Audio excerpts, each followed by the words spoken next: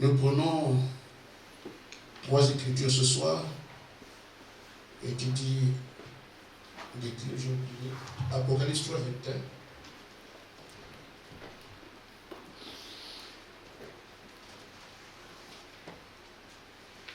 Et le 10, 36, à 29, Éphésiens 1. 4 à 5.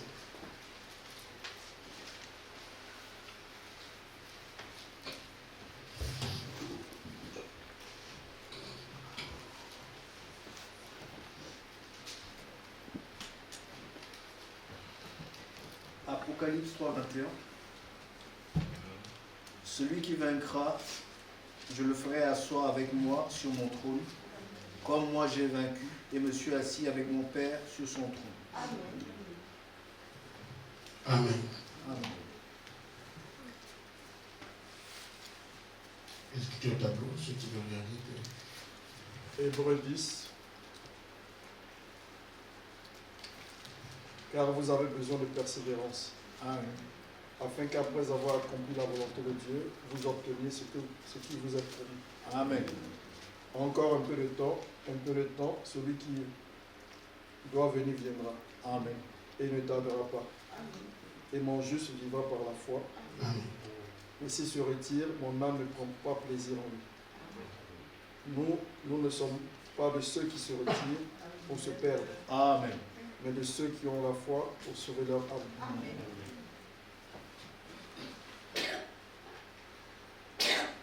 Éphésiens 1. Oui. En lui, Dieu nous a élus avant la fondation du monde, Amen. pour que nous soyons saints et irrépréhensibles devant lui. Amen. Nous ayons prédestinés dans son amour à être ses enfants d'adoption par Jésus-Christ, Amen. selon le bon plaisir de sa volonté, Amen. à la louange de la gloire de sa grâce qu'il nous a accordée en son bien-aimé. Amen. Amen.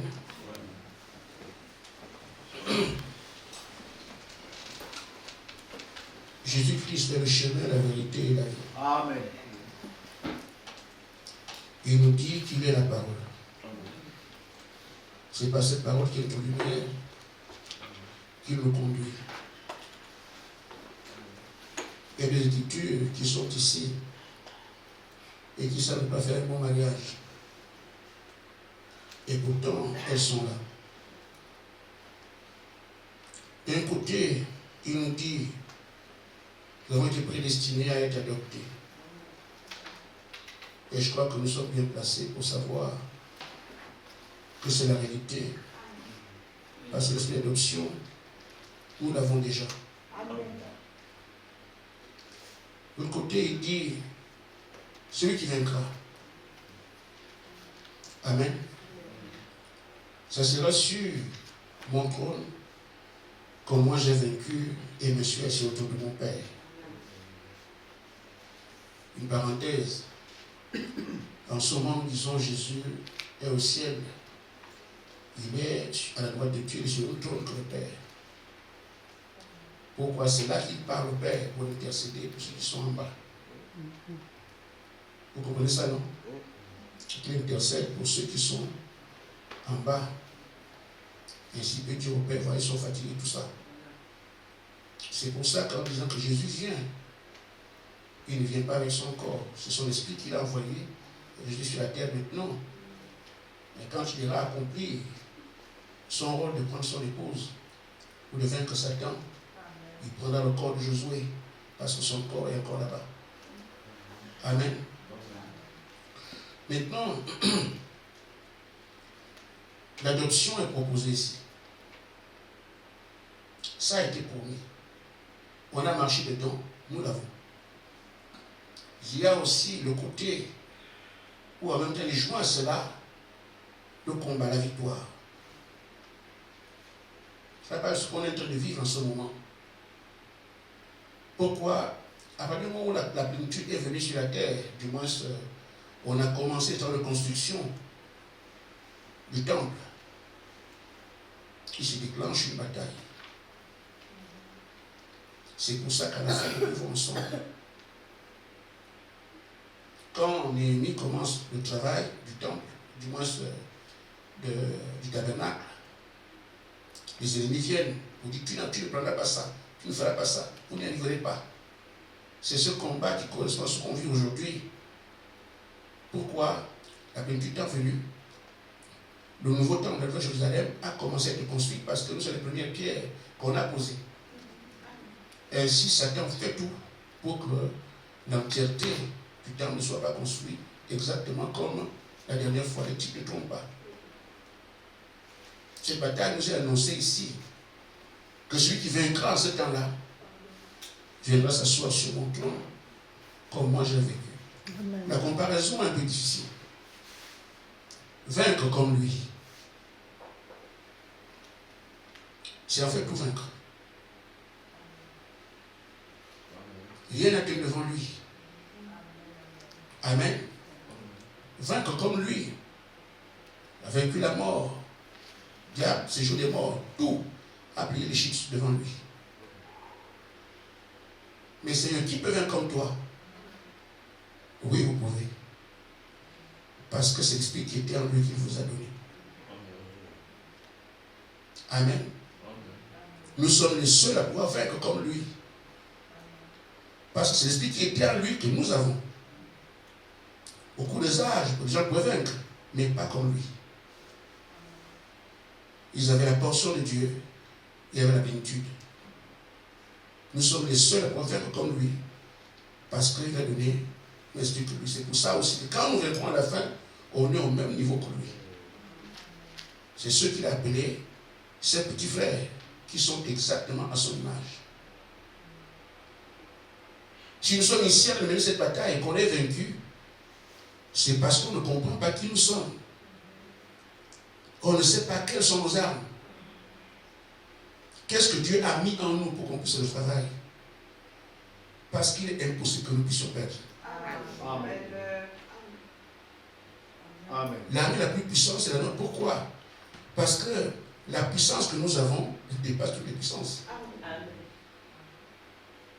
Il y a des puissances partielles, comme on peut avoir on a vu des grands hommes comme des pharaons et des rois. Il y a des puissances partielles. Nous avons la puissance infinie. Il faut l'intégrer. C'est pour ça qu'on ne peut pas perdre.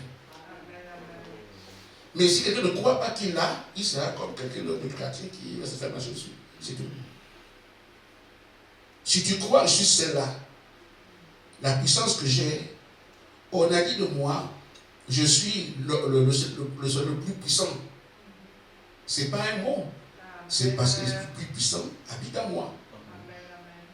Alors tu peux avancer devant n'importe quel esprit et affronter n'importe quelle situation sans peur.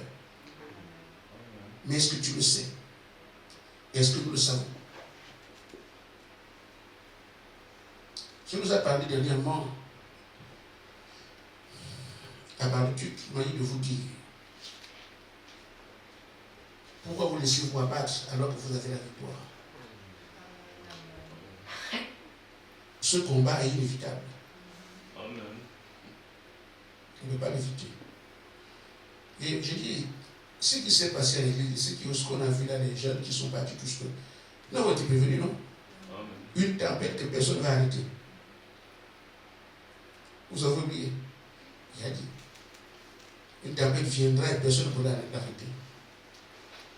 Il a dit aussi, les bouleversements, tout ça a été prévu. Ne vous en faites pas pour ces choses. Amen. Suivons seulement ce qu'il nous dit de faire. Pas que le programme entre ses mains.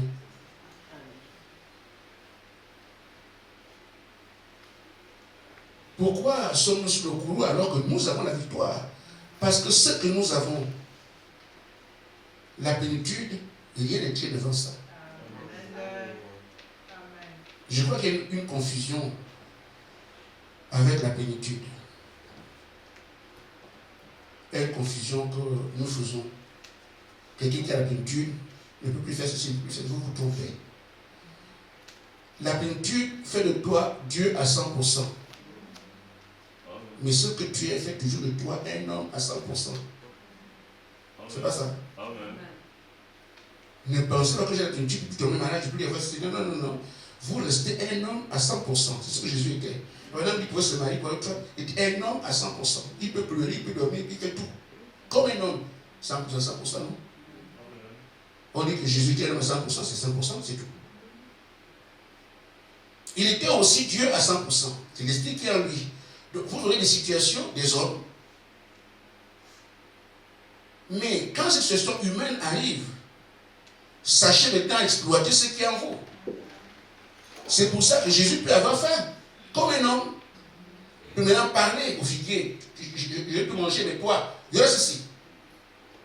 Il agit maintenant en tant que Dieu. Amen. Il peut dormir dans la barque, comme un homme. Mais quand il va exploiter ce qui est en lui, il parle à la mer, elle se calme.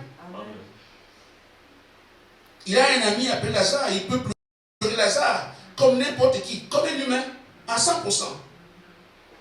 Mais quand il exploite ce qui est en lui pour dire Lazare sort, là c'est Dieu. Ce sont les deux qu'on doit avoir. Ne vous dites que vous n'aurez rien. Quand ces choses arrivent, vous arrivent, exploitez alors par la foi ce que vous avez. C'est de ça qu'il s'agit.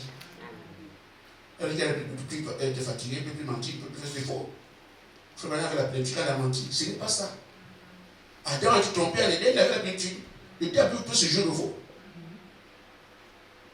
Elle est tombée comme elle avait la plénitude. Le diable va utiliser ses armes comme d'habitude, parce que ce sont des hommes. Devant moi, ce sont des humains.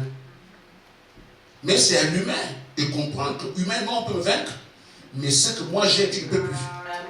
C'est pourquoi Pierre dit, je n'ai rien, je n'ai rien, mais ce que j'ai. C'est là que tu dois intervenir en disant, je suis sujet de la plénitude. Si tu sais que ce que j'ai, on peut te bousculer, on peut faire quelque chose comme un humain, tu tombes aussi comme n'importe qui. Mais quand tu lèves, là, dis non, ce que j'ai, je l'exploite. Ta foi entre en jeu, la chose change. C'est ça qu'il faut comprendre. Comment quelqu'un peut agir comme ça? Il est toujours un homme, il n'y a rien à faire. Ne changez pas de borne. Il est un homme à 100%. Il est aussi Dieu à 100%. Il est juste comme un homme, pleurer, être fatigué, je n'en peux plus. Il ne peut pas parler comme ça. Mais s'il réveille ce qui est en lui, il est devant. C'est pour ça qu'on veut que tu puisses comprendre ce qui est en toi pour l'exploiter. C'est ça. Ça va avec la foi que tu as. Que moi je suis tel de la telle armée. Quand tu avances là, l'ennemi sait que il sait quand tu as peur, il sait aussi quand tu crois. On peut avancer devant n'importe quoi, n'importe qui. Mais maintenant, si tu ne sais pas ce que tu es, alors l'ennemi aura dessus sur toi. Te fait tomber, on te frappe, on te dort, tu as des insomnies, tu as tout ce que tu as. Parce que Fernand dit, quand tu sortiras avec lui, il faut des armes d'abord. La foi dans la parole, la foi dans ce que tu es désarmé, il fait de toi tout ce qu'il veut. On nous a été négligés par le diable. Il peut le vaincre, mais il est Dieu, ne le négligez pas. Aucun homme ne peut le vaincre, un Dieu oui. On a fait nous de Dieu pour le vaincre. Mais la partie humaine que nous avons ne peut pas tenir devant lui. Ainsi, sachez utiliser les deux. Et moi, je dis, je préfère que quelqu'un se sente Dieu et oublier l'humain pour qu'il soit invincible. Alors, nous avons une armée invincible. Amen. Donc, quand nous parlons, pourquoi vous restez dans l'abattement, dans le coup, alors que vous avez la victoire? C'est garanti. Amen. Nul n'ira au ciel sans combattre. Personne. Amen. Amen. Ceux qui ont gagné avant ont navigué sur le sang. Il y a une chanson qui dit certains par les eaux. Amen. D'autres par le sang, et tous par le feu, tous par le sang. C'est ça. Parce que c'est le sort des croyants. Amen. Amen. De même, ils ont vaincu, mes frères. Tous ont vaincu. Chaque élu a là aujourd'hui. Chaque élu. Avec le Saint-Esprit, ils avaient le âge. Nous avons la totalité de ce qu'ils espéraient. C'est bizarre qu'on doit toujours pécher.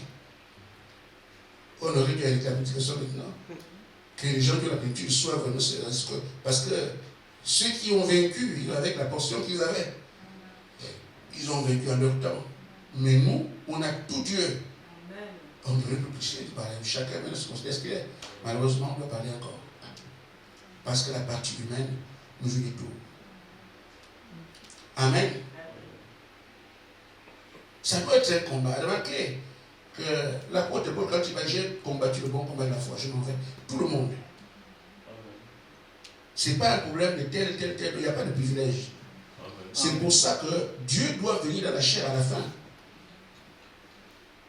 Pour que ceux du temps de Jésus ne puissent pas lui dire, mais Seigneur, toi tu t'es montré à eux directement.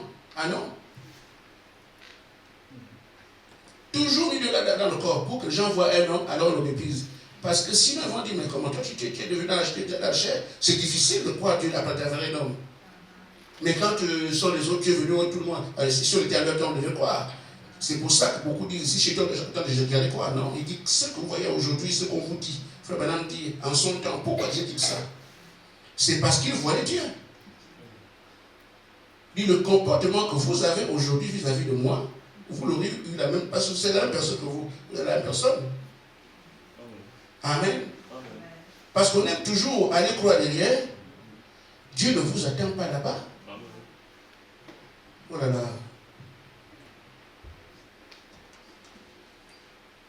Je fais une image.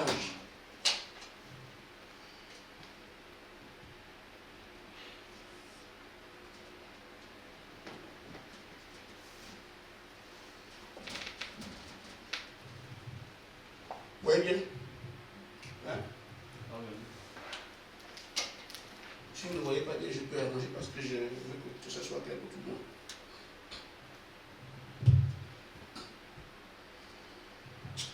Je vais utiliser le bleu, là ça sort bien.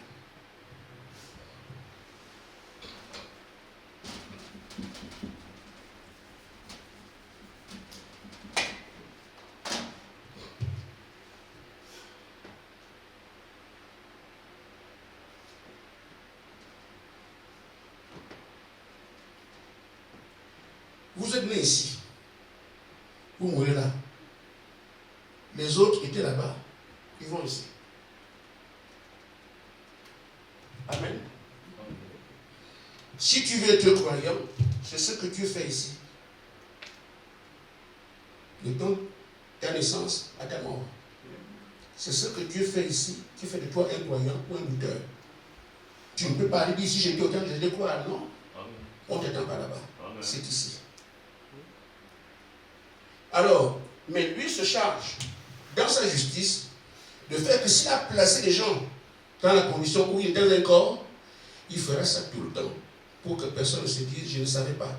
C'est pour ça que les messagers étaient du voile de Dieu, dans leur âge. Maintenant, Frère est parti. Amen. Nous, on va voir Jésus, il vient comme ça. Ils vont dire, mais comment ça? Il est venu, mais comment? Il est prévu encore qu'il vienne dans un corps. Pourquoi? Pour que tous les croyants soient au même niveau. Sinon, c'est juste. Maintenant, vous aurez un problème par rapport à celui dans lequel il sera. Comme ça, vous allez buter comme ça aussi, comme tous les autres. Les mots que vous allez utiliser contre lui, vous allez utiliser les mêmes mots avec Jésus. L'attitude que vous aurez, c'est Dieu qui fait ça. Vous place une condition que tout le monde, et on regarde comment tu fais. Tu veux t'échapper en disant que non, si j'étais là-bas, non. Ou bien celui qui viendra toujours sera cru. Quand il viendra, je serai comme quand il viendra. Non, il te place dans les conditions où toi, tu dois le voir comme les autres l'ont fait. Et tu réagis là. Si tu as envie de faire voir ce que tu aurais pu faire là-bas, vois ce que tu fais aujourd'hui. C'est terminé. Tu peux pas aller vers Jésus, non. Il t'attend là ce soir. Il t'attend là, dans ton temps, pour voir comment tu vas te conduire. Parce que dans chaque génération, il y aura un Branham, il y aura un Luther, il y aura un Martin, il y aura un ceci ou cela. Il les place tous pour que les gens voient les différents voies de Dieu et que les gens puissent s'accrocher à ça ou renoncer. Amen. Alors, il faut que nous puissions vaincre. C'est le canevas, c'est ça, c'est ce qu'il faut faire. Et nous ici, on n'a pas de problème pour moi, mon avis n'a pas de problème. C'est qu'on se cherche. Il faut seulement croire que la parole dit de nous. L'apôtre Paul dit, j'ai battu le combat de bon combat. Il dit une couronne attend maintenant. Il a terminé pour lui.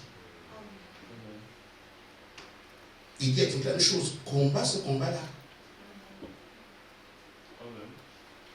Pour que la couronne qui attend Paul, il peut aussi l'avoir aussi. Amen. Mais qu'est-ce que quelqu'un peut dire dans la Bible dans 1 Pierre 5, verset 9.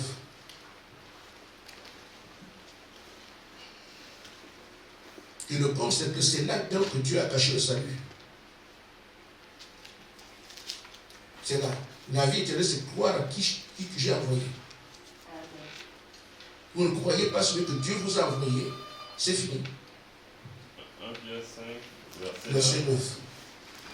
Commence verset 8. Votre adversaire, le diable, rôde comme un lion rugissant, cherchant qui il dévorera. Résistez-lui avec une foi ferme, sachant que les mêmes souffrances sont imposées à vos frères dans le monde. C'est comme ça, frère. Je n'ai pas dit que nous on souffre aujourd'hui. Mais c'est comment? Dieu est juste. Il place tout le monde dans une condition. Mais nous pouvons dire, comme il est écrit, grâce, grâce, grâce étonnante. Parce que les autres ont combattu comme nous, mais avec une portion. Mais nous, on est au combat avec la monture. C'est aussi parce que nous ferons face à tout type d'esprit. Parce que c'est la fin.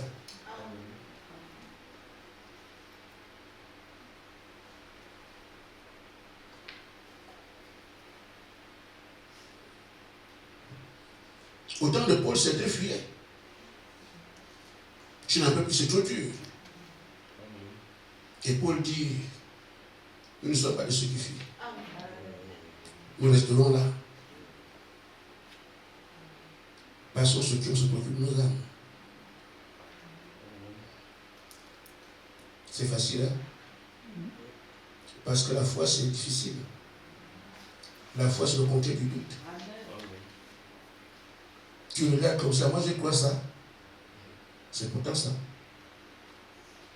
C'est pour ça que la prière est importante, l'abaissement. Je m'abaisse parce que l'apôtre Paul dit que, Pierre dit, tu as commencé ce travail, là, va le perfectionner.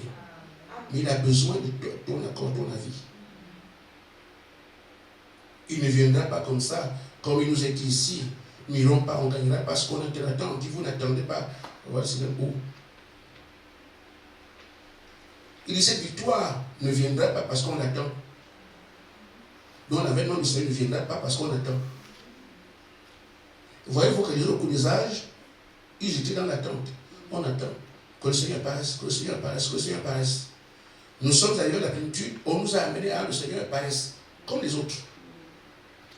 Et quand ils attendaient qu'il arrive, qu'on vient de dire ici, il ne tardera pas. On leur a dit qu'il ne tardera pas. Et ça fait 2000 ans. Eux aussi attendaient. Nous entrons la même chose, l'attente, comme tous les autres. Nous, on a terminé avec la plénitude. Tout ce qu'il y avait autour de ça, c'est fini. Mais on est entré dans l'attente. C'est dans cette attente qu'il mettait ses combats. Nous aussi, en attendant le combat, la parole de Dieu, vraiment, c'est à la perfection. C'est là aussi que tu lui cherches les bachers se lèvent pour nous amener cette guerre-là, pour continuer cela dans la bataille, dans le combat. Amen. Celui qui vaincra, je le ferai asseoir, comme il a vaincu. Et nous avons les moyens de vaincre comme lui, parce que l'esprit qu'il nous a donné nous permet d'assurer des victoires. J'ai parlé de Paul, je parle de Pierre, je parle de Jacques, j'ai besoin de 3 témoins. Jacques dit, mes frères, vous devez avoir cette épreuve-là. Parce que l'épreuve produit la patience pour que tu puisses avoir la foi. Et puis, tu diras, s'il n'y a pas d'épreuve, vous serez malheureux. Parce qu'on ne peut pas voir Dieu comme ça. Il faut qu'il y ait quelque chose qui fasse que... Regardez les Écritures, on n'a pas vu Dieu comme ça. Il faut qu'il y ait quelque chose qui justifie son apparition. Quand on a dit que Gédéon l'a vu comme ça, il n'a pas fait l'effort. Gédéon l'a vu là. Et il avait un travail à aller faire. Il fallait maintenant qu'il accepte, à partir de ce que Dieu lui a dit, de vaincre une armée avec 300 personnes. Amen. Dieu ne descend pas comme ça, je me fais voir, non. Il vient pour une raison.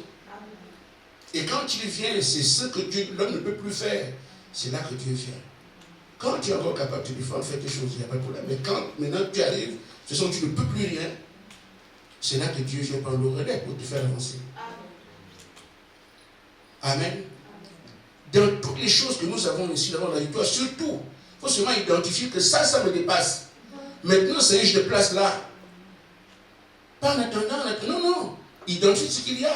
Les pieds de quelqu'un, ça m'étonne. Quand quelqu'un va prier, fait ça, il a fini. Non. Ce sont ces blocages que tu as là, que tu amènes devant Dieu. Les situations difficiles que tu as là, ça que tu amènes devant Dieu.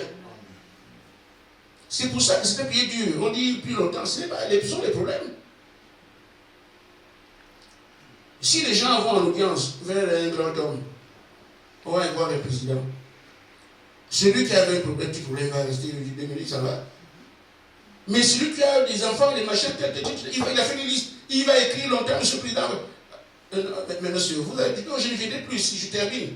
Il va parler, parce qu'il sait qu'il y a tellement de choses, la solution est là. Quand vous avez des solutions ailleurs, vous avez aussi vos choses.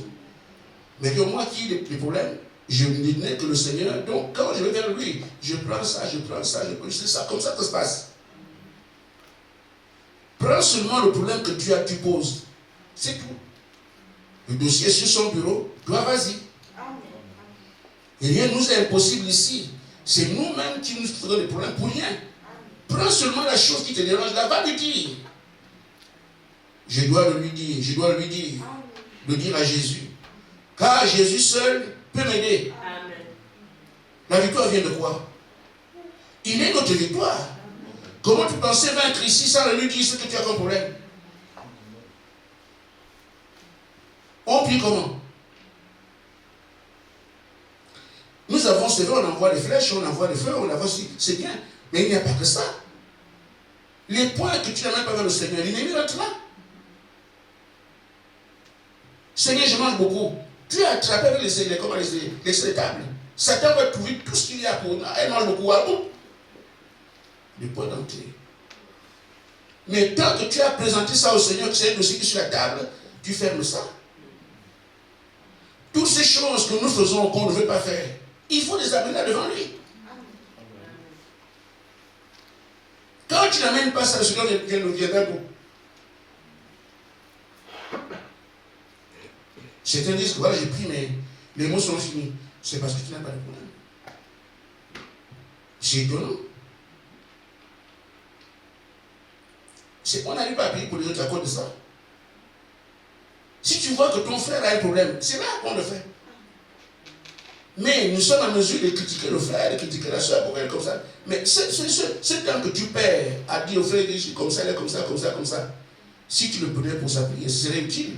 Or, la critique te souille toi-même. Et d'apporte rien à la soeur, au frère.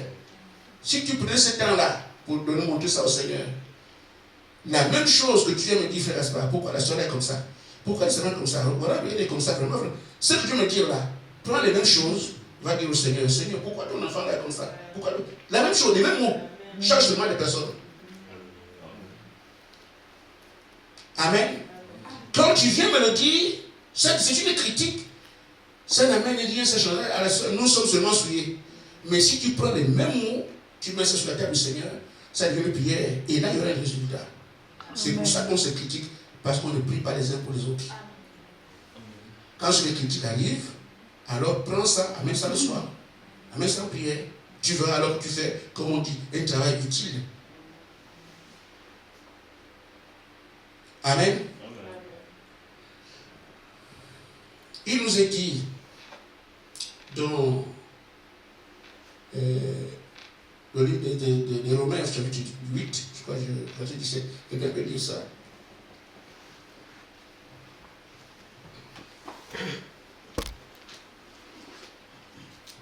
Cette bataille, elle est gagnée d'avance. C'est seulement, il faut comprendre la bataille, comprendre la victoire. On apprend en croyant ce qui est dit, on se lève dessus, on dit voilà, je crois cela, ça se manifeste. Romains 8, verset 17. Oui.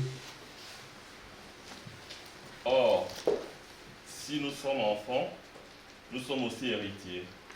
Héritiers de Dieu et co-héritiers de Christ. Si toutefois nous souffrons avec lui, afin d'être glorifiés avec lui. Vous voyez, c'est le chemin.